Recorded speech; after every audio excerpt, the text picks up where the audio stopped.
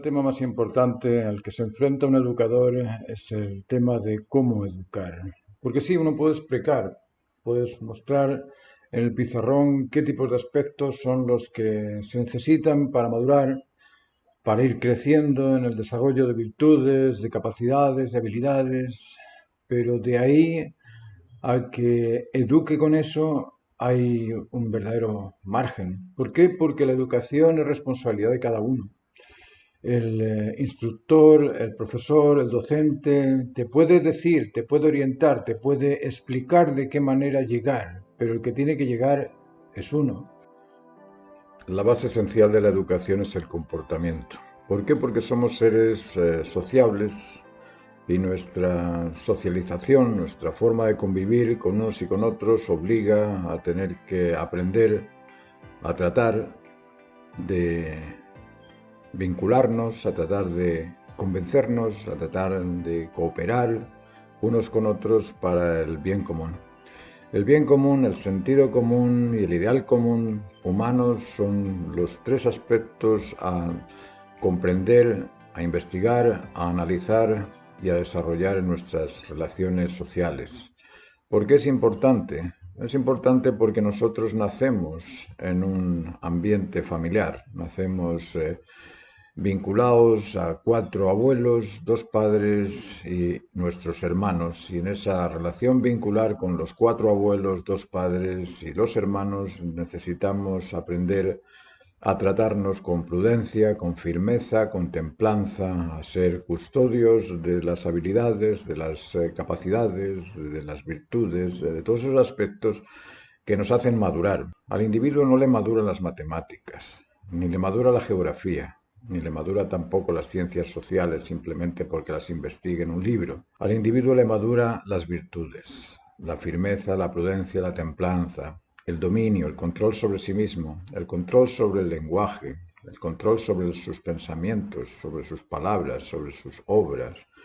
Ese control lo humaniza y en ese humanizarse se hace cada vez más desarrollado. El desarrollo progresivo de un ser depende de lo que adquiere, depende de qué es aquello que aprecia. Lo que desprecia no lo madura, pero lo que aprecia lo madura porque lo retiene en su conciencia o en su memoria y puede hacer uso de ello para poder evaluar situaciones o para poder evaluar cosas que tenga frente a sí en un momento determinado.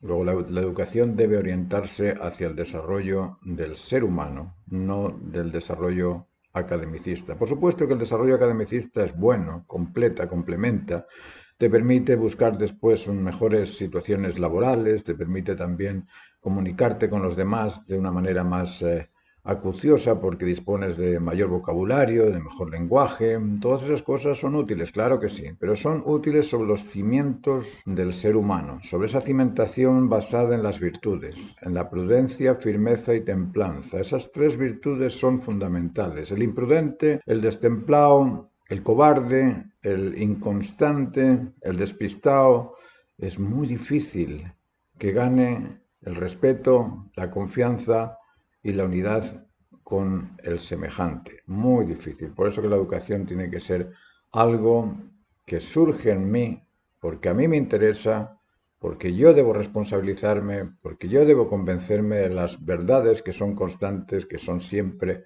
ciertas, que son convincentes, no solamente que son racionales, sino que son razonables. Y a mí, que soy quien va a realizar el proceso de desarrollo de mi personalidad.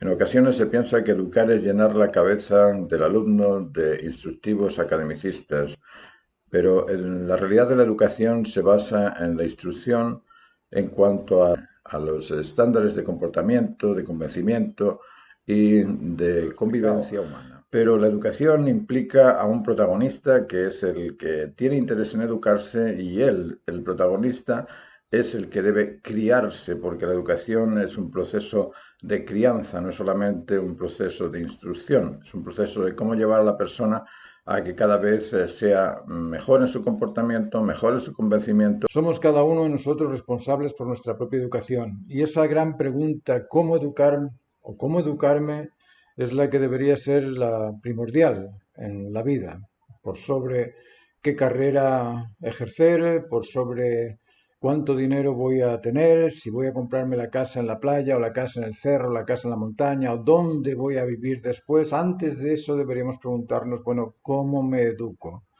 ¿Qué es educarme? ¿Qué cosas son las que me hacen cada vez más maduro y en base a qué? Se tiende a pensar que no existe un modelo de identidad humana natural precisamente porque se ignoran esas leyes de la naturaleza, esas normas de la naturaleza que nos hacen ser normados. Yo he pasado muchos años preguntando a psiquiatras, psicólogos, médicos, docentes, a personas que tienen directa relación con la educación, con la enseñanza, y les preguntaba, bueno, ¿cuál es el modelo de identidad normal del ser humano? ¿Cuál es el biotipo estándar de normalidad humana? No existe. No existe un biotipo estándar de normalidad humana porque la normalidad para unos es simplemente que no afectes a los demás y la normalidad para otros es que tengas buena salud y no padezcas ningún tipo de problema físico, pero hablarte de cuál es el biotipo estándar de la naturaleza humana es algo muy difícil de que alguien te lo explique. Y como yo he visto que no encontraba respuestas, he dicho, bueno, voy a buscarlo yo. La norma hace al normal igual que la ley hace al legal. Entonces, si existen normas de convencimiento, normas de comportamiento y normas de convivencia, debe existir también el ser humano o la persona o el individuo capaz de normalizarse en esas normas. Vamos a ver qué es lo que encuentro. Bueno, pero me voy a hacer unas cuantas preguntas para ver si puedo concretar ese aspecto natural, humano, normal. ¿Y cuál es la primera instancia por donde empecé a buscar qué era o cuál era ese biotipo estándar de naturaleza humana normal? Los insultos. Sí, empecé a analizar los insultos. ¿Y qué pasa cuando yo te digo, oye, eres un flojo de porquería? Te estoy diciendo que deberías de ser activo, cooperador, colaborador, incondicional ante el deber, incondicional ante las necesidades propias, comunes a todos en la familia, en la casa, en el patio, en la calle, ¿no? Y cuando escucho eres un mentiroso, wow, eres un mentiroso significa que deberías ser honesto, sincero, deberías ser honrado, deberías decir la verdad, deberías buscar aquella razón que es siempre justa para todos y convence siempre a todos y es razonable, no racional, porque racional es todo aquello que razone cualquier persona, pero razonable es aquello que convence a todos. Entonces, ese tipo de insulto llega porque te está diciendo no deberíamos ser mentirosos, no deberíamos ser flojos, no deberíamos ser descorteses, no deberíamos ser irresponsables o irrespetuosos, deberíamos hacer algo que el insulto nos obliga a hacerlo. Bueno, sigamos analizando los insultos. Mira qué indiferente es qué indiferente, es decir, frente a las necesidades no reacciona. O mira este sobreprotector que es un celoso con una celopatía tremenda que no me deja en paz, es vigilante, es invasivo. Entonces eso tampoco está bien. Entonces aquella moderación, aquella cosa estable, aquella cosa que no es ni exceso ni carente, resulta que parece ser normal.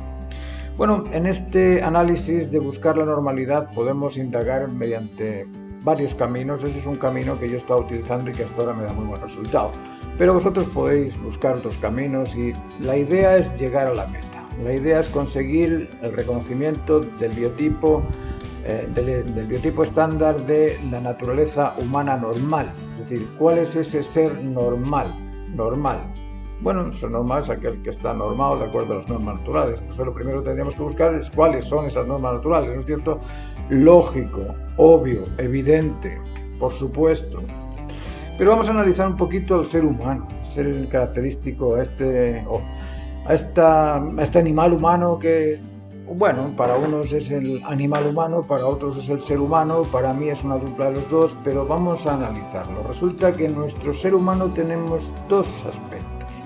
Un aspecto instintivo que nos cuida, el instinto de protección nos protege del peligro, nos ansía, Cuando vemos el precipicio sentimos la ansiedad y salimos corriendo porque nos podemos caer, o cuando vemos que alguien nos va a atacar con un cuchillo o con una pistola, surge la ansiedad para salir corriendo, la sangre se nos baja a las piernas, nos mareamos un poco porque el cerebro se queda sin sangre, porque la sangre se fue corriendo a las piernas para huir o se nos fue a los brazos para luchar.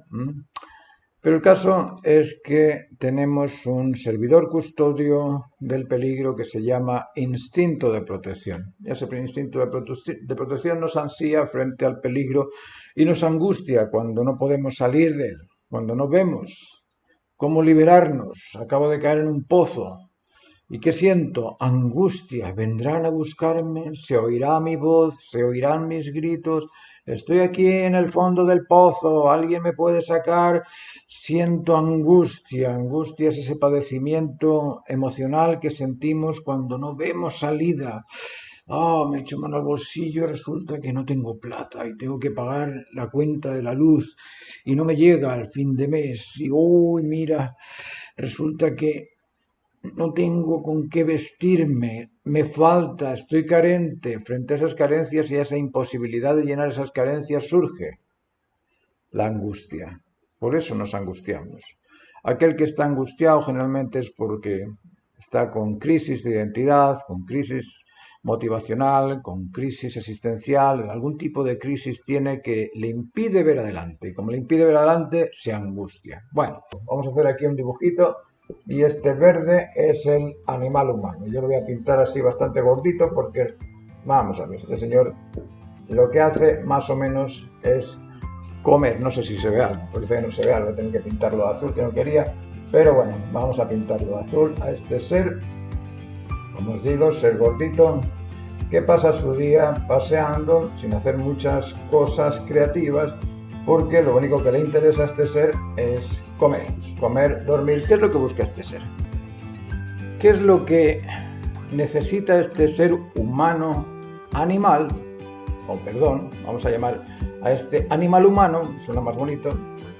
A este animal humano solamente le hace falta, con una temperatura entre 15 y 25 grados, este ser, se siente bien, con aire limpio, aire sin contaminar, y con un poquito de luz del sol.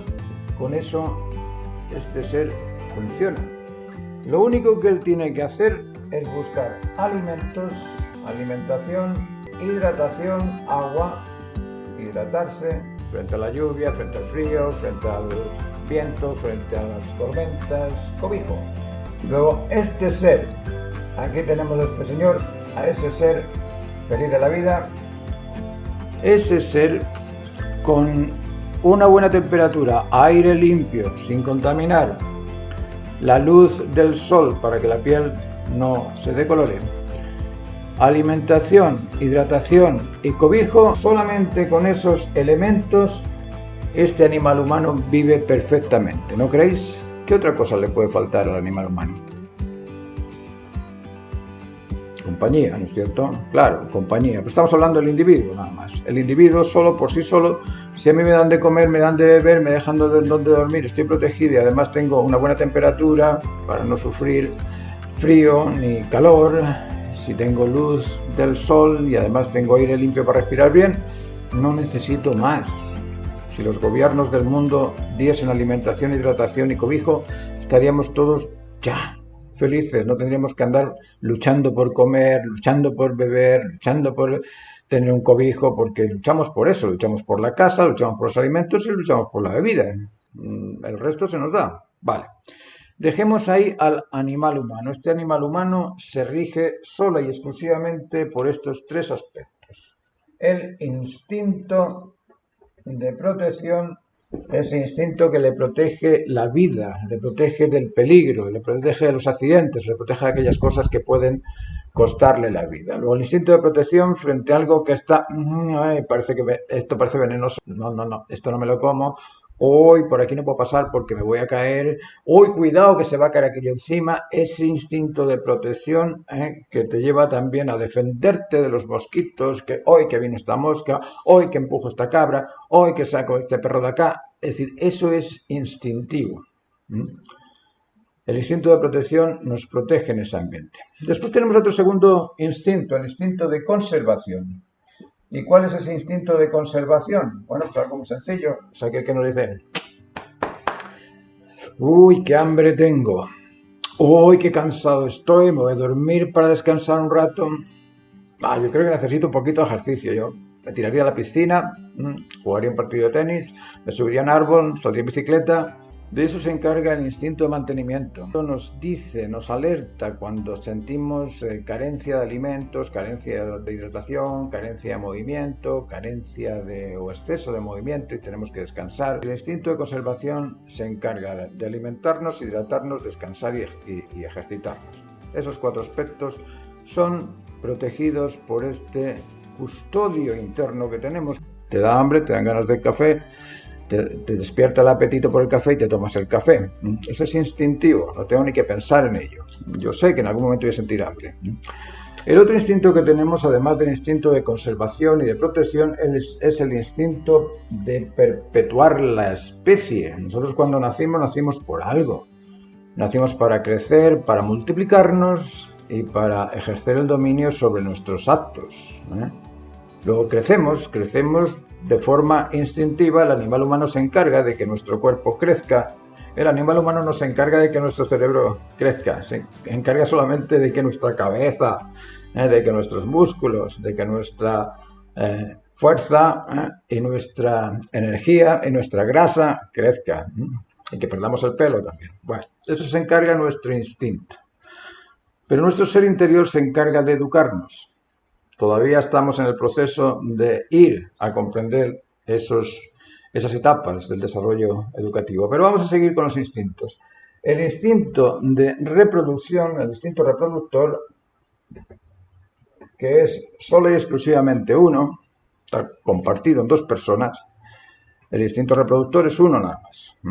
Pero es dual complementario y implica el aspecto emisor del masculino, el aspecto receptor del femenino. Eso es lo que nos guarda a nosotros, mantiene la especie humana, mantiene la vida del ser humano, mantiene la alimentación, la hidratación, la conservación de la persona, el ejercicio para madurar, para tener buenos músculos, es decir, todas esas cosas se nos dan. Yo no las he pedido. En ningún momento dije, no, yo quiero tener un instinto para alimentarme y que me recuerde cada vez que tengo hambre que tengo que comer. No, eso no pasa. Viene con él, bien, te lo hace. ¿Quién te lo hace? ¿Cómo se hace? ¿Dónde se hace? Pues dentro de la naturaleza, pues todos los aspectos de la naturaleza tienen lo mismo. Estos instintos no son exclusividad humana, estos instintos los tiene el perrito que tengo acá. Cuando salgo veo la codorniz que me mira como diciendo, ¿qué haces tú aquí? Que este es mi territorio. Y voy hacia ella y dice, peligro, este es un depredador, así es que voy a esconderme. La naturaleza sabe cuál es el depredado, cuál es el depredador. Tienen esa naturaleza ya inserta porque la naturaleza se lo ha sembrado. Vale, vamos a dejar hasta aquí el tema del animal humano. Yo creo que eso lo entendemos todos, ¿no es cierto? Ahora, este animal humano como que no es siempre tan bueno y tan eficiente y tan...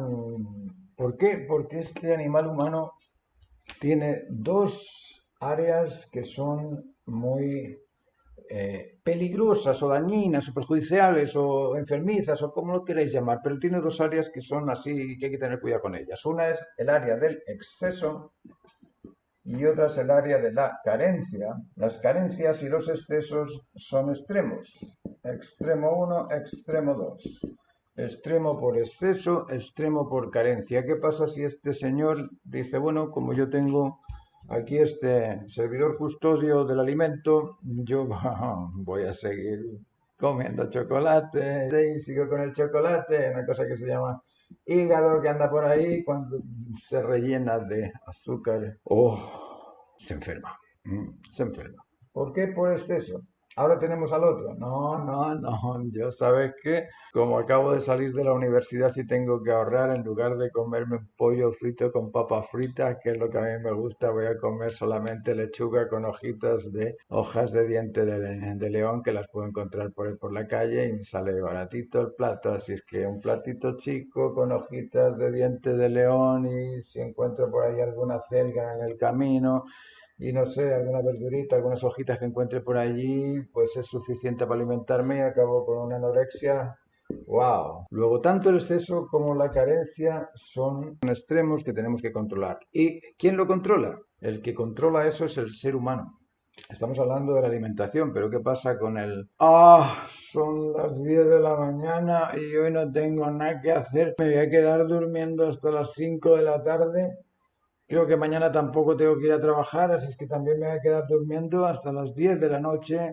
¿Para qué voy a lavar? Voy a gastar jabón. No, me quedo aquí y pasado mañana también y resulta que cuando intentas mover el cuerpo se te ha atascado la maquinaria y dices, ¿será lumbago? ¿Será lumbago o será por el vago que soy yo? Y bueno, pues un poco de los dos, ¿no? Un poco de los dos acabas con enfermo. Ahí tenemos otro exceso.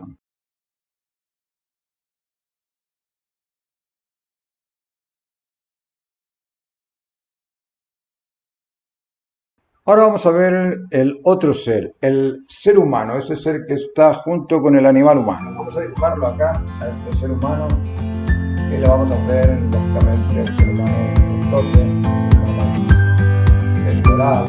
¿Cuál es la diferencia entre este ser humano y el otro animal humano?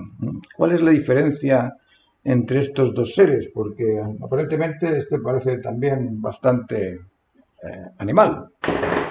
No quise hacerlo un poquito más estético, pero no me salió. Bueno, la diferencia está en que el ser animal humano estaba guiado por los instintos, que son servidores custodios, y este ser humano está guiado por una suerte de voluntad propia, de libre voluntad, de poder. Vamos a llamarle aquí poder de dominio. Este ser tiene ese poder de dominio y control sobre el otro ser, sobre este otro ser que teníamos aquí. Vamos a hacerlo así simple.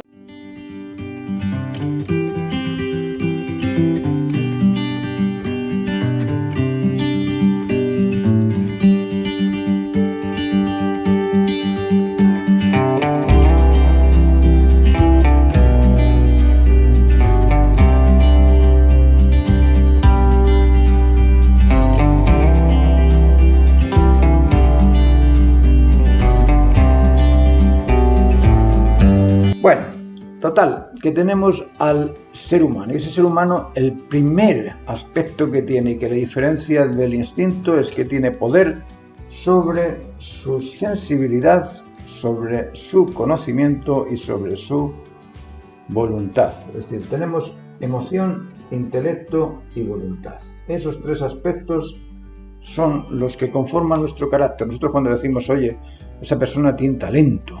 Bueno, ¿qué es lo que tiene? Tiene sensibilidad para captar aquello que es necesario y resolverlo. Tiene inteligencia para reconocer las razones que se ajustan o para decirte aquellas cosas que son ciertas. Y tiene también unas habilidades manuales, táctiles, motrices, que le permiten hacer cosas que otros no llegamos a hacer. Entonces ahí vemos el talento como suma de sensibilidad, conocimiento y actitud. Luego esa voluntad, esa inteligencia y esa sensibilidad se dan en el ser humano. Se debe diferenciar al ser humano de la naturaleza humana. Cuando hablamos del ser, pareciera que estamos hablando de ti o de mí. Estamos hablando de un individuo, pero el individuo puede variar porque somos libres. Luego, todos estos excesos o carencias físicas o fisiológicas se deben a la falta de control, la naturaleza humana. A la falta de control del ser humano, de regulación del sistema físico, así como las normas de regulación de la naturaleza directiva inherente en cada especie. Esas normas, esa naturaleza directiva inherente en cada especie no depende del individuo en sí de cada especie, sino que es creada por la misma naturaleza de la creación. Y por sobre eso, el ser humano tiene un poder intencional, selectivo y poderoso. Poder poderoso. Queda bien, pero bueno.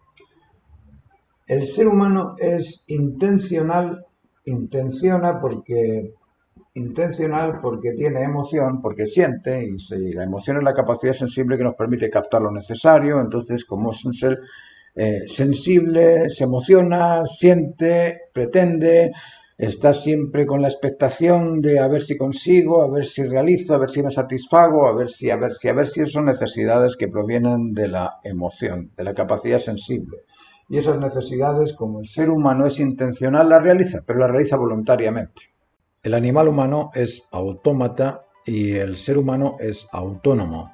Sensorial es ser capaz de captar esas sensaciones. Decimos, en otros vídeos hemos explicado lo que son sensaciones, sentimientos, todas estas cosas, pero a nivel emocional la sensación no es nada más que un exceso, una carencia de lo normal. Ese exceso, la carencia de lo normal lo percibimos con nuestro cuerpo, con el cuerpo. La sensación se percibe con el cuerpo. Ahora, la respuesta a la sensación la provoca nuestro intelecto. Todo impulso debe ser previamente estimulado. Nosotros tenemos emoción, intelecto y voluntad. Esa comprensión de qué tipo de sensación o qué tipo de necesidad es útil para saciar o satisfacer o restituir o cambiar o resolver esa sensación, eso lo dictamina nuestra conciencia intelectual. Reconocer las sensaciones permite resolverlas y solucionarlas. Es ese criterio personal o particular de cada uno el que frente a una sensación reacciona de una forma u otra. Entonces, a nivel intelectual, nosotros nos desarrollamos comprendiendo las razones constantes, las cosas que son ciertas, las verdades que son invariables o que son inmutables. Ese tipo de cosas nos hace convencernos de que esa razón es realmente cierta, porque es convincente, y lo convincente lo asumimos, lo recibimos. Lo que no es convincente, lo falso, lo dudoso, lo dejamos ahí. Nuestro intelecto no tiene el potencial de adquirir esas cosas que son dudosas o que son irracionales o que son indemostrables. Nosotros solamente podemos percibir verdades, no mentiras. El intelecto no duda, siempre reconoce. Quien duda es la conciencia del criterio del ser. Esa conciencia del criterio del ser, si es distinta a aquello que reconoce el intelecto, va a dudar de ello. Bueno, tenemos emoción, tenemos intelecto y tenemos voluntad. Y la voluntad humana se estimula y se impulsa en base a la percepción o a la expectación a disfrutar de un beneficio. Cuando nosotros esperamos que nos salga una cosa bien, nos motivamos a hacerlo, pero cuando pensamos que vamos a perder, que nos va a fastidiar, que nos va a doler, que nos va a hacer perder la vida, no nos enfrentamos a eso. Luego, la motivación siempre surge de la expectación a disfrutar de un bien, a disfrutar de un beneficio. Si nos toca la lotería, salimos corriendo. Que estemos enfermos, da igual, salimos corriendo igual a buscarlo. Bueno, entonces, ¿cómo nos educamos? Nosotros partimos desde el momento del nacimiento, y esto hay que tenerlo muy claro también. ¿Cuándo nacemos? ¿Cuándo nace la vida? Es una gran pregunta. Partamos por identificar eso. ¿Qué es la vida? Bueno, decimos que vivo es todo aquello que se mueve. Aquí tenemos al perrito ahora mismo en el jardín. Se está limpiando la humedad con la pata. Entonces, claro, veo que se mueve, está vivo. O todo aquello que se mueve está vivo. Pero fijaos qué es aquello que se mueve, porque acabamos de decir algo que es bastante extenso. Porque se mueven los animales, se mueven las plantas. Nosotros vemos que le ponen la semilla y la planta va buscando el sol, y si le pones una tapadera encima, sale por detrás de la tapadera y busca el sol, es decir, se mueve la planta, o la planta está viva, ¿no es cierto? Ah, claro, también se mueven las partículas, las moléculas, los átomos. Entonces, ¿el átomo también está vivo? Bueno, si definimos vida como el conjunto de fuerzas que permiten la consecución de un propósito, todo está vivo, absolutamente todo está vivo, no hay nada muerto porque la misma energía ya es motriz. La energía es fuerza, y al ser fuerza es un potencial con una intensidad y con una presión, así es que es motriz también. Bueno, dejemos ese tema a un lado y partamos con el nacimiento del niño, que es lo que nos interesa a nosotros. El niño nace y ¿cómo lo educamos? ¿De dónde partimos? ¿Por dónde partimos? Bueno, hay que partir por normas. Normas de comportamiento, normas de convencimiento y normas de convivencia. Eso es esencial para este ser humano. Las normas de comportarse, cómo comportarse, el de comportamiento. ¿En qué consisten estas normas de comportamiento? Que son las primeras que tenemos que orientar o que poner en práctica con el niño recién nacido. El niño nace, el niño llora, el niño no habla, no camina, debemos enseñarle a caminar, debemos enseñarle a hablar, debemos enseñarle a comportarse. Y lo lógico es que en la infancia el niño aprenda a ordenarse. Decimos que el cosmos es un orden y si el orden tiene una ordenanza, necesita el ordenado en esa ordenanza. Entonces, empecemos ordenando al niño de una forma natural. ¿Qué ocurre en la naturaleza? ¿Dónde crecen los cítricos, por ejemplo? ¿En Noruega? ¿En la Antártida? No, los cítricos crecen en donde reciben la luz, el calor, la temperatura adecuada, pero no crecen en la Antártida. Yo no puedo llevarme un limonero allá y ponerle en el hielo y sembrar la semilla a ver si crece el limón en el hielo. No crece el limón en el hielo, ¿cierto? Cada cosa está en su sitio. El limón nace en su lugar, la encina nace en su lugar, el pino nace en su lugar.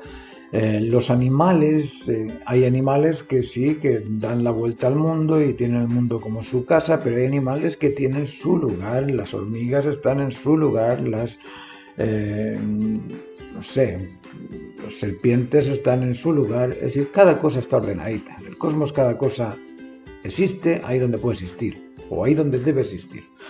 Luego en el niño tenemos que tener la misma actitud. Vamos a ordenar al niño con horario de comida, con horario de lavarlo, con horario de sacarlo a la calle.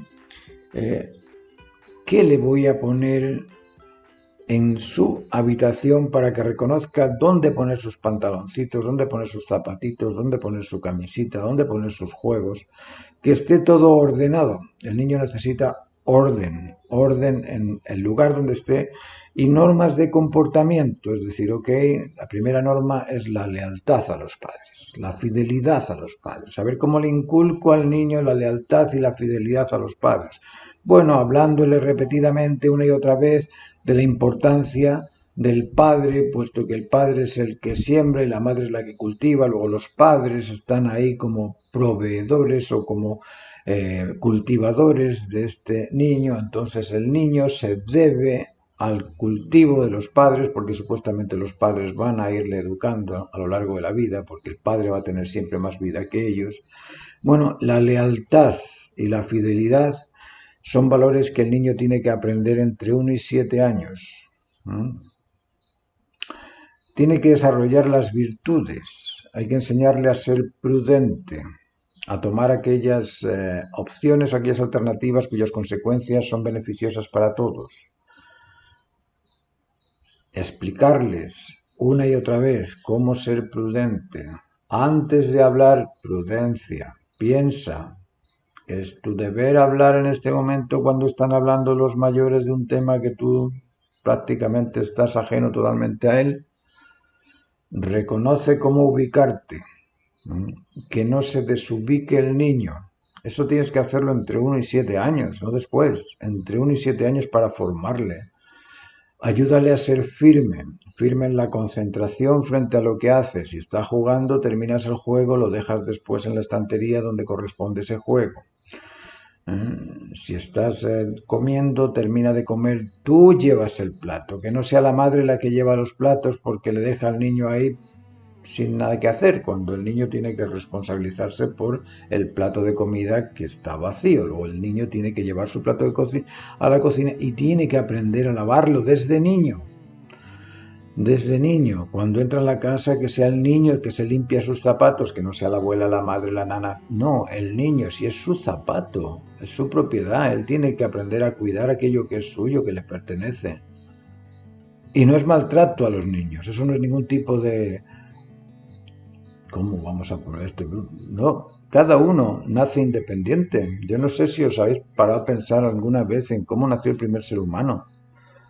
¿Tenía el primer ser humano algún profesor, algún docente universitario, algún catedrático de Yale, Harvard, Cambridge, la Universidad Complutense? ¿Estaban ahí esperando a ver cuándo nace este primer humano para educarle? No, él tenía que saber, él tenía que empezar a aprender. ¿Y por qué?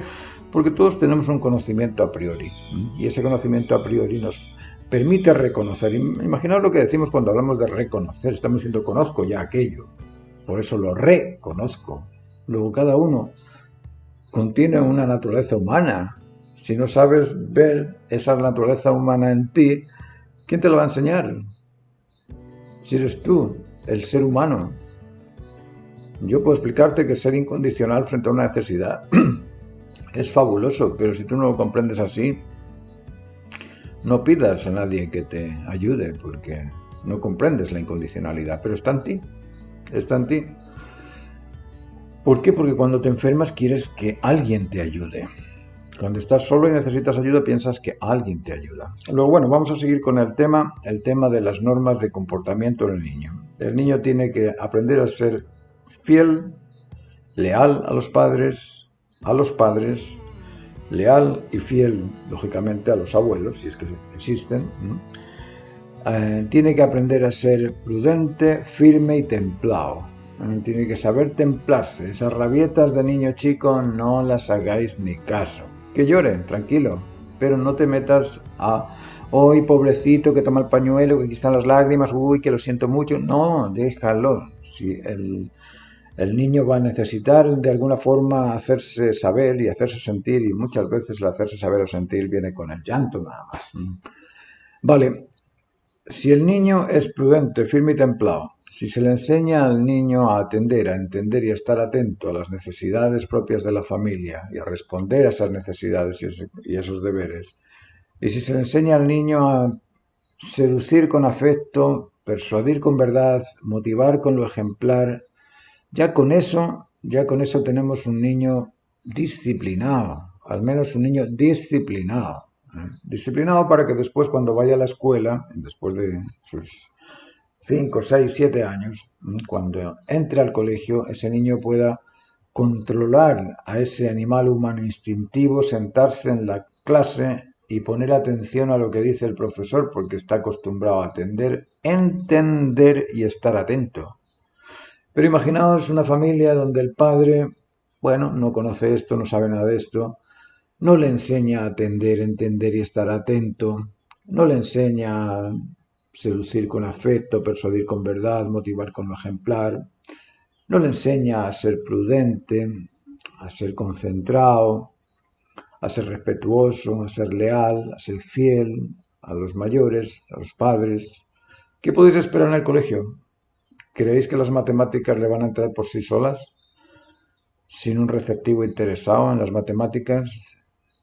Luego, la primera etapa del desarrollo infantil del ser humano, no del animal humano, del ser humano, es muy importante porque si a este ser humano no le enseñamos a ser prudente,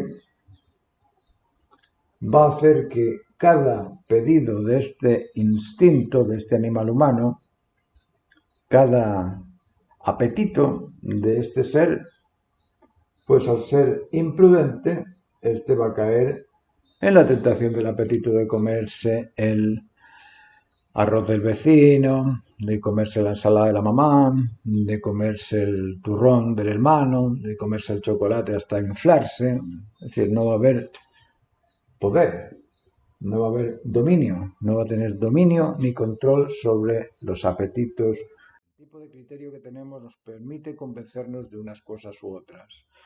Por eso que es muy importante alimentar ese criterio desde la infancia con conocimiento racional, con conocimiento humano, con conocimiento que sea verdadero, porque si no, todo artificio que se absorbe en el camino nos sirve para justificarnos. Esos son criterios, eso es el criterio. Y ese criterio es el mismo criterio del líder que te dice, bueno, hay una pandemia, da lo mismo, salgamos todos a la calle a divertirnos y da igual cuando llegue la pandemia que llegue. Es criterio. Todo eso es criterio. ¿Y cómo hacemos para normalizar nuestro criterio? Regirnos por las normas de convencimiento. ¿Cuáles son esas normas de convencimiento? La primera norma es que todo aquello que no se ajuste a una razón razonable no debe ser adquirido. no debe creerse aquello que no está demostrado ser válido. Puedes guardarlo. Luego, la primera de las normas de convencimiento es buscar la razón justa. ¿Cómo se llega a la razón justa? Se llega mediante la deducción y la inducción. Induces, deduces, y si deduces y deduces, de eso disciernes y te quedas con la verdad siempre y cuando sea constante, inmanente e inmutable. Esos tres aspectos debe tener la verdad. Constante, es decir, siempre, inmanente en todo e invariable, inmutable. Esos tres aspectos te dicen que aquella razón que reúne esos tres elementos, esos tres aspectos, es verdad y va a ser verdad siempre. El teorema de Pitágoras es verdad siempre. El área, el volumen de la circunferencia es verdad siempre. ¿Okay? Bueno, entonces nuestro intelecto se nutre en base a estas normas de convencimiento que nos obligan a buscar la verdad, y esa verdad tenemos periodos de absorción mental, y esos periodos de absorción mental coinciden con la edad entre 7 y 14 años. Ahora, de 14 años hasta los 21 años hay un periodo bastante extraño que lo llamamos la edad del pavo, es decir, la edad del adolescente, la edad de tantos vaivenes emocionales, intelectuales, conductuales, que no sabemos cómo lidiar con ellos. ¿Cómo se lidia con este tipo de tendencias donde la persona busca su identidad, su origen y su sentido?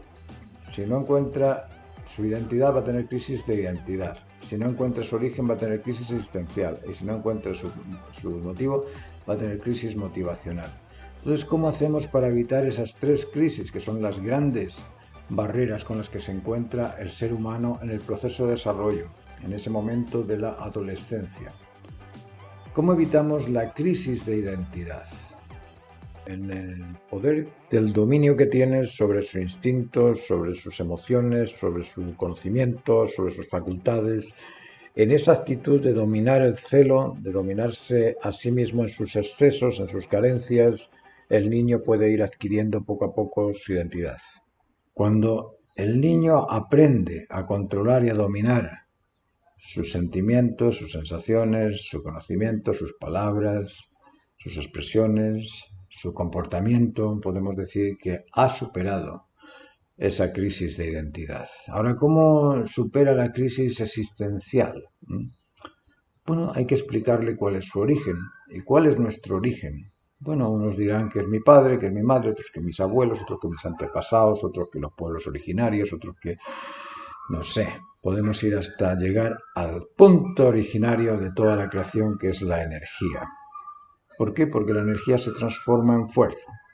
Y la fuerza contiene presión, potencia e intensidad. Y esa presión, potencia e intensidad hace que la fuerza, mediante frecuencias cíclicas, porque son cíclicas, se extienda. Y al extenderse crea orientación, dirección y recorrido. Y esos tres aspectos tienen que venir de algo en la energía que motiva esa fuerza a actuar de una determinada manera, porque es distinta la manera en cómo se mueve el electrón de un átomo de hidrógeno que el del átomo de helio, por ejemplo. Entonces, si en cada cosa hay una determinación, esa energía tiene que tener intencionalidad, selectividad y poder. Esa energía no es un señor sentado en las nubes, no es ese pájaro, simplemente es la totalidad de todas las cosas. Y en esa totalidad el fragmento jamás va a poder comprenderlo. Como os decía, es como pedirle al pez que me dé los límites del mar. El pez no puede darme los límites del mar porque ni siquiera ve el agua. Participa de ello, pero no lo ve. Como nosotros vemos las cosas por la luz, pero no vemos la luz. Bueno, luego lo que iba con todo esto es a explicaros que el adolescente tiene que superar esa crisis de identidad, esa crisis existencial y esa crisis vocacional. ¿Cómo desarrollamos o cómo puede superar esa crisis motivacional o vocacional? Bueno, hay que buscar cuáles son las habilidades que tiene, los talentos que tiene y en base a esos talentos orientarle. Si es bueno para la música, porque le pusimos un piano y toca bien, bueno, a lo mejor haz música. Si es bueno para la pintura, porque le pusimos un caballete y pintó, o bueno, haz pintura. Si es bueno para los negocios, porque fíjate cómo negocia con la hermana, con el hermano, con el vecino, a lo mejor es bueno meterle a hacer un tipo de carrera de ingeniería. O si es bueno para escribir, bueno, a lo mejor puede ser un literato. Es decir, dejarle posibilidades en base a sus habilidades, y de esa forma supera esas tres barreras de la crisis de identidad, crisis existencial y crisis motivacional. Vamos a dejarlo hasta acá, nos faltan todavía, y hemos llegado hasta los 21 años, entre los 14 y 21 años, tenemos que hablar un poquito de los vaivenes que surgen por el hallazgo de una identidad única en el adolescente, en los vaivenes que surgen también por las diferencias sexuales, porque se reconoce ser un complemento genital del órgano genital, porque el órgano genital es uno de los dos, del hombre y la mujer, pero es uno nada más, pero se reconoce con una serie de diferencias del otro y tiene que ir comprendiendo la razón de esas diferencias.